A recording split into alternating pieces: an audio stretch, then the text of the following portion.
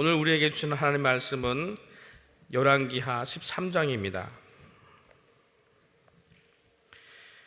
열왕기하 13장 1절에서 25절까지 말씀을 함께 봉독합니다. 이제 하나님 말씀을 봉독하겠습니다.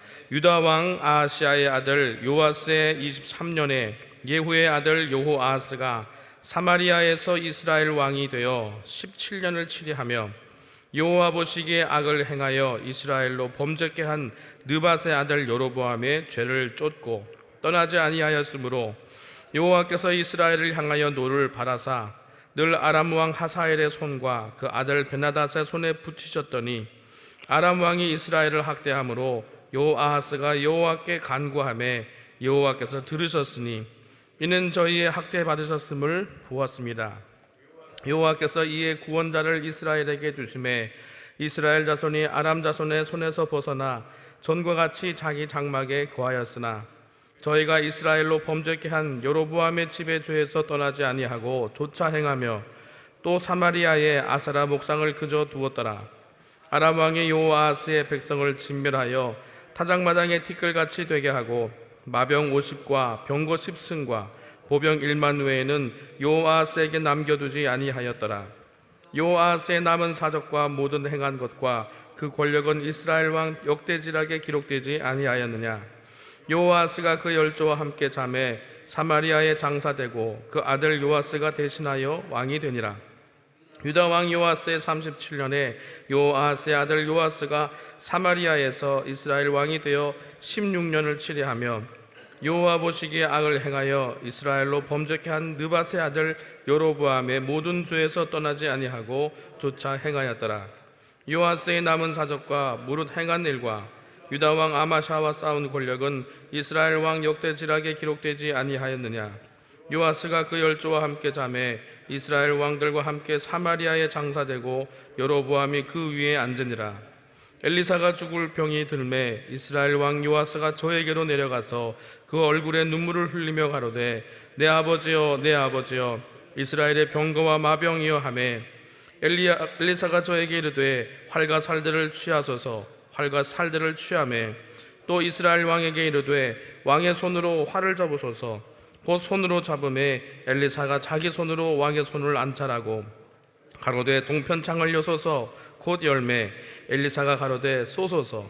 곧 쏘매 엘리사가 가로되 이는 여호와의 구원이 살 곧 아람에 대한 구원의 살이니 왕이 아람 사람을 진멸하도록 아벡에서 치리이다. 또 가로되 살들을 취하소서. 곧 취하매 엘리사가 또 이스라엘 왕에게 이르되 땅을 치소서. 이에 3번 치고 그친지라. 하나님의 사람이 노하여 가로되 왕이 5, 6번을 칠 것이니이다. 그리하였다면 왕이 아람을 진멸하도록 쳤으리이다. 그런즉 이제는 왕이 아람을 3번만 치리이다 하니라. 엘리사가 죽음에 장사하였더니 해가 바뀜에 모압 적당이 지경을 범한지라. 마침 사람을 장사하는 자들이 그 적당을 보고 그 시체를 엘리사의 묘실에 들이던짐에 시체가 엘리사의 뼈에 닿자 곧 회생하여 일어섰더라. 여호아스 왕의 시대에 아람 왕 하사엘이 항상 이스라엘을 학대하였으나 여호와께서 아브라함과 이삭과 야곱으로 더불어 세우신 언약을 인하여 이스라엘에게 은혜를 베풀어 긍휼히 여기시며 권고하사 멸하기를 즐겨 아니하시고 이때까지 자기 앞에서 쫓아내지 아니하셨더라. 아람 왕 하사엘이 죽고 그 아들 베나닷이 대신하여 왕이 되매 요아스의 아들 요아스가 하사엘의 아들 베나닷의 손에서 두어 성읍을 회복하였으니 이 성읍들은 자기 부친 요아스가 전쟁 중에 빼앗겼던 것이라. 요아스가 베나닷을 3번 쳐서 파하고 이스라엘 성읍들을 회복하였더라. 아멘. 교화행복 오늘 제목은 눈이 있어도 보지 못하는 자, 눈이 있어도 보지 못하는 자입니다. 우리 요절 말씀을 함께 읽겠습니다. 요아스의 아들 요아스가 하사엘의 아들 베나닷의 손에서 두어 성읍을 회복하였으니 이 성읍들은 자기 부친 요아스가 전쟁 중에 빼앗겼던 것이라. 요아스가 베나닷을 3번 쳐서 파하고 이스라엘 성읍들을 회복하였더라. 아멘. 내용을 보겠습니다. 본장은 북이스라엘의 왕인 요아스와 그의 아들 요아스의 통치와 엘리사의 마지막 사역에 관한 내용이다. 요아스와 요아스는 북이스라엘의 근본적인 범죄인 우상 숭배에서 여전히 벗어나지 못했다. 그런데도 하나님께서는 북이스라엘 백성의 부르짖음을 외면하지 않으시고 엘리사를 통하여 택한 백성을 돕고 계셨다. 집을 나간 탕자를 기다리는 아버지의 심정으로 타락한 북이스라엘이 돌아오기만을 기다리셨다. 여호아스가 17년을 치리한 후 그의 아들 요아스가 북이스라엘의 왕이 되었다. 그러나 그는 여호와 보시기에 악을 행하여 이스라엘로 범죄케 한 느밧의 아들 여로보암의 모든 죄에서 떠나지 아니하고 조차 행하였다. 그런데 하나님의 사람 엘리사가 죽을 병이 들어서 죽게 되자 저에게 내려가서 눈물을 흘린다. 그리고 엘리사가 스승 엘리야를 떠나보낼 때처럼 내 아버지여 내 아버지여 이스라엘의 병거와 마병이여 라고 슬피 울부짖는다. 요아스 왕의 이와 같은 행동은 안타까움과 존경을 동시에 표하는 것이다. 그러나 요아스 왕은 북이스라엘의 진정한 보호자가 누구인지 몰랐다. 그는 북이스라엘을 위해서 기적을 행하는 엘리사의 능력은 믿었을지 몰라도 엘리사를 통해 역사하시는 능력의 원천이신 하나님은 온전히 믿지 못했다. 혹시 요아스처럼 눈에 보이는 기적과 능력에만 관심을 가짐으로 그 능력의 원전이요 역사의 주관자이신 하나님은 보지 못하고 있지 않은가? 육신의 눈에 가려 눈이 있어도 보지 못하는 자가 되지 말고 우리를 위해 일하시는 하나님을 볼 수 있는 영의 눈을 열어달라고 간구하자. 아멘. 열왕기하의 전개를 보면은 북이스라엘과 남유다가 같은 시대를 어떻게 살았는지 동시적으로 다루고 있습니다. 북이스라엘과 남유다 역사가 번갈아 가면서 나와서 좀 헷갈리는데요. 오늘 보면은 요아스 왕이 남유다에도 나오고 북이스라엘에도 나오죠. 이렇게 역사를 기술한 이유는 이 바알 신앙이 어떻게 북이스라엘과 남유다를 파멸로 이끌어 가는지를 생동감 있게 추적하고 있기 때문입니다. 어제 우리는 남유다 요아스의 이야기를 보았고 오늘은 북이스라엘 이야기로 넘어옵니다. 하나님은 예후를 일으키셔서 아합 왕가를 멸망시키셨는데 북이스라엘은 유독이 쿠데타가 많습니다. 그런데 예후 왕가만큼은 쿠데타가 없이 4대를 내려갑니다. 아합 왕가를 멸절시키고 또 바알과 아세라 종교를 척결함으로 하나님이 약속하신 왕가의 안정을 누릴 수 있었던 것이죠. 자, 어제 본 남유다의 요아스가 치리한 지 23년이 되었을 때 북이스라엘은 예후의 아들 여호아하스가 왕이 됩니다. 그런데 이 여호아하스는 아버지 예후를 따라서 금송아지를 숭배한 여로보암의 길로 가고 말았습니다. 여러분, 그런데 이스라엘이 잘못된 길을 걸어갈 때마다 하나님이 택하신 방법은 무엇입니까? 이방 민족들을 들어서 치신 것이죠. 그래서 예후처럼 여호아하스도 금송아지를 섬긴 여로보암의 길로 가자 하나님은 이스라엘을 아람의 손에 넘기십니다. 그러자 여호아하스 왕은 하나님께 기도했고 악한 왕의 기도였지만 하나님께서는 이스라엘을 긍휼히 여기셔서 다시 구원해 주십니다. 하나님께서 아수르를 보내셔서 아람을 치게 하시자 이스라엘은 잠시 노임을 받게 되었습니다. 그러면 회개하고 돌아와야 하는데 이 위기에서 벗어나자 이스라엘은 또다시 여로보암의 길로 가고 맙니다. 그래서 하나님께서는 다시금 아람을 들어서 이스라엘을 징계하시는데요. 그 결과로 7절에 보시면은 북이스라엘은 고작 마병 50과 병거 10대와 보병 10,000명만 남는 그저 왕을 호위하고 겨우 왕궁을 방비할 정도의 쇠락한 나라가 되고 맙니다. 자, 그런데 당시 이스라엘 왕들은 엘리사 선지자를 매개로 구원을 경험하는데요. 요아하스 왕의 시대에는 엘리사의 활약이 잘 보이지 않습니다. 요아하스 왕은 하나님께 직접 기도해서 구원을 경험했습니다. 그런데 그의 회개는 임시 방편적이었고 참된 열매를 맺는 회개로 나아가지 못했습니다. 진정한 개혁은 악한 것을 비우는 것에만 있지 않고 하나님의 선한 것으로 채워야 하는데 그렇지 못했습니다. 자, 그러면 하나님은 완전한 회개만 받으실까요? 그렇지는 않습니다. 하나님은 우리의 온전치 못한 회개도 받으시고 구원하십니다. 하나님은 우리의 연약함을 참작해 주십니다. 겉으로 볼 때 거짓된 회개에 속으시는 것 같아요. 하지만 실상은 그렇지 않습니다. 우리의 연약함을 알고 계시기에 때로는 우리가 회개하는 신용만 해도 들어주신다는 것입니다. 하나님은 정확하신 분이시지만 그 사랑의 과정은 넉넉하신 분이십니다. 그래서 최후의 심판 때 아무라도 하나님의 사랑이 부족했노라고, 그래서 하나님은 불의하시다고 말할 수 없는 것입니다. 여러분, 부모된 우리도 자녀를 믿어주지만 이 아이가 연약하다는 걸 알고 때로는 우리가 속아주잖아요. 그 넉넉한 사랑 안에서 자녀가 자라가는 겁니다. 우리가 이 본문에서 그런 하나님의 넉넉한 은혜를 발견하게 됩니다. 여호아하스도 아람이 괴롭히니까 지금은 살려달라고 기도하지만 또 살만하면 어떻게 되겠습니까? 또다시 여로보암의 길로 가겠죠. 하나님은 그러나 그 일시적인 회개조차 귀하게 보시겠다는 것입니다. 너 지금 힘들다고 기도하는데 또다시 돌아설 거 내가 모를 줄 알고 이번엔 너 안 도와준다, 그렇게 하지 않으세요. 네가 다시 원래 상태로 돌아가더라도 나는 너를 구원해 주마. 이렇게 넉넉한 하나님의 은혜를 우리는 이 악한 왕들의 회개와 회복을 통해서 발견할 수 있는 것입니다. 그러니 여러분, 이스라엘이 무엇으로 지탱되겠습니까? 하나님께 잘 순종한 것으로요? 아니에요. 하나님의 이 넉넉한 은혜로 이스라엘은 지탱이 되는 것입니다. 우리의 인생도 마찬가지이고 이 대한민국도 마찬가지입니다. 우리가 하나님의 높은 뜻을 잘 따라서 오늘도 무탈하게 잘 가는 겁니까? 아니에요. 하나님의 넉넉한 은혜 때문에 우리의 삶이 지탱되는 것입니다. 우리는 그래서 천국문에 이르도록 우리를 은혜 안에서 봐주시는 하나님께 의지할 수밖에 없는 것입니다. 나는 내 힘으로, 내 능력으로 오늘도 잘 가는 것이다, 이렇게 자만하면 안 됩니다. 과거에 쌓아놓은 공적으로 되겠지? 아니요, 천만의 말씀입니다.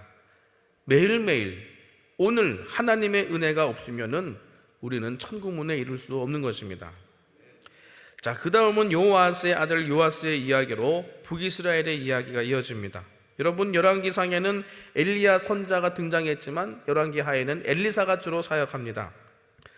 그런데 흥미롭게도 선지자들은 남유다보다 북이스라엘에 먼저 등장합니다.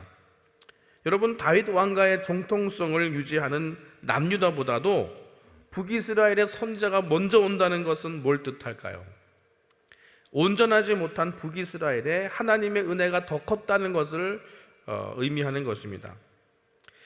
그러다 이제 엘리사가 병에 들어서 죽게 되는데요, 그때 요아스 왕이 문병을 와서 슬퍼합니다. 14절을 보시면은 엘리사가 죽을 병이 들매 이스라엘 왕 요아스가 저에게로 내려가서 그 얼굴에 눈물을 흘리며 가로되 내 아버지여 내 아버지여 이스라엘의 병거와 마병이여 하매 그랬습니다.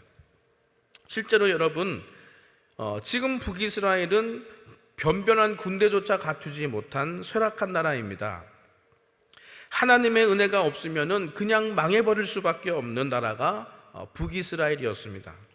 말 그대로 엘리야와 엘리사가 이스라엘의 병거와 마병이었어요.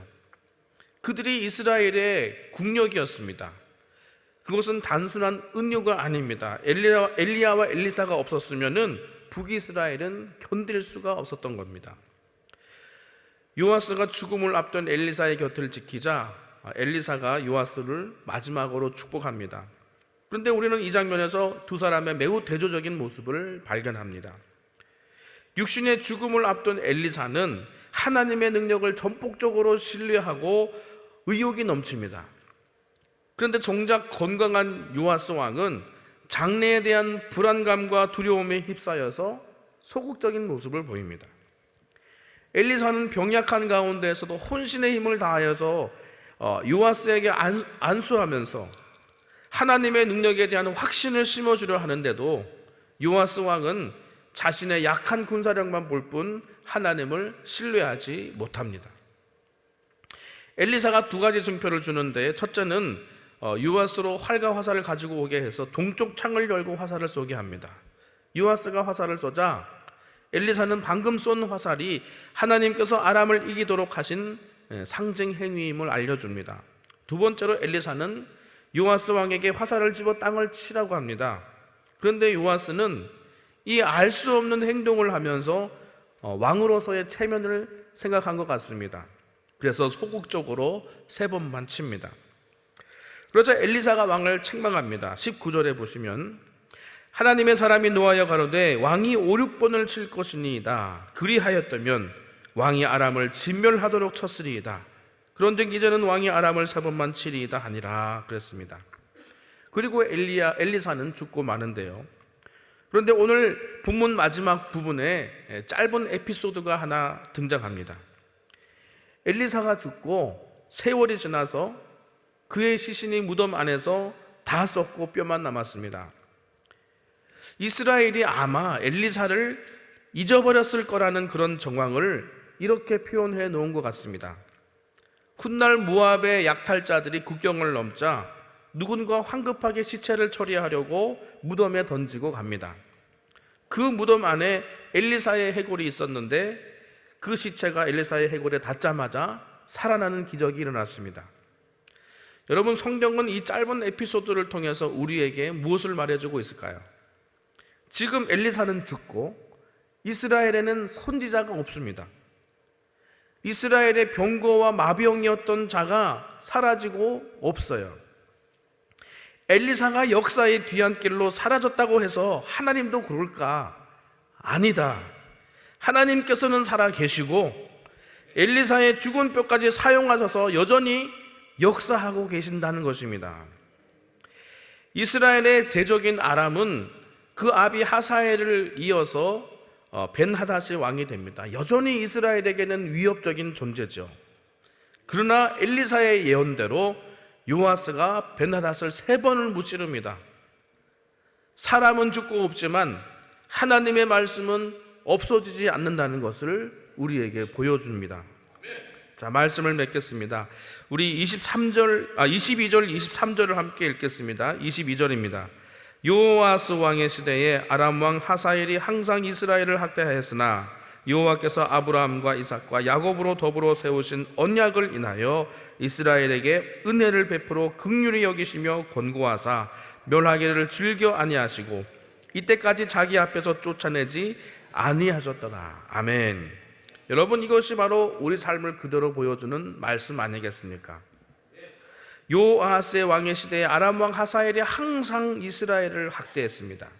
우리가 살아가는 동안 항상 인생에 어려움이 있다는 것이죠. 하지만 23절에 하나님의 언약 때문에 이스라엘은 늘 구원을 경험합니다. 그래서 여러분, 하나님의 신실하심만이 우리의 소망입니다. 하나님은 변개치 않으십니다. 우리의 연약함으로 인해서 그분의 신실하심을 중단하지 않습니다. 그 하나님의 신실하심 때문에 이스라엘은 존속할 수 있었던 것이죠. 그러므로 여러분, 우리는 자신의 연약함과 부족함 때문에 낙심하지 말아야 할 줄 믿습니다. 하나님은 그 신실하심으로 구원을 이루기 때문입니다.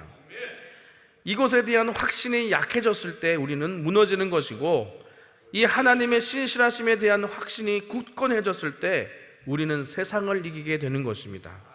오늘도 그 하나님의 신실하심을 믿음으로 승리하시는 저 여러분 될 수 있기를 주님의 이름으로 축원을 드립니다. 기도하겠습니다.